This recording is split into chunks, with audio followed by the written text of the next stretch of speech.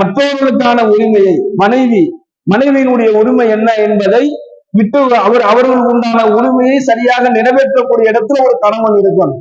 பிள்ளைகளுடைய உரிமை என்ன என்பதை நிறைவேற்றக்கூடிய இடத்துல பெற்றோர்களாக இருக்கக்கூடிய நாம சரியா இருக்கணும். பெற்றோர்களுக்கு நாம அவங்களுடைய உரிமை நம்மிடத்துல என்ன இருக்கிறதோ அதை சரியா கொடுக்கணும். உடன் பிறந்த சகோதர சகோதரிகளுக்கு நம்மள்கிட்ட என்ன உரிமை இருக்குதோ அவங்களுடைய உரிமை என்னவோ அதுக்கு நாம் என்ன செஞ்சிடணும், தடை நிற்க கூடாது. அதே போல அவர்களிடத்து நமக்கு என்ன உரிமை இருக்குதோ அதை நம்ம கரெக்டா வாங்கிக்கணும். இது போன்று ஸல்லல்லாஹு அலைஹி வஸல்லம் அவர்கள் சொல்லிக் கொடுக்கின்றார்கள். ஒருவருடைய உரிமையினுடைய விஷயத்துல நீதமாக நடந்துகிட்டாரு அப்படின்னு சொன்னா அவருடைய துவாக்களை அல்லாஹ் அங்கீகரிக்கிறார். அவரை பெரும் பெரும் நஷ்டங்களை விட்டு அல்லாஹ் பாதுகாக்கிறான். இந்த உரிமையை பற்றி சொல்லும் பொழுது ஸல்லல்லாஹு அலைஹி வஸல்லம் அவர்கள் சொல்றாங்க, உரிமையிலேயே முதல்ல நம்ம எதை பாதுகாக்கணும் அப்படின்னு சொன்னா நம்முடைய பொருளாதாரங்கள், நம்முடைய உயிர், நம்முடைய உடைமைகள்,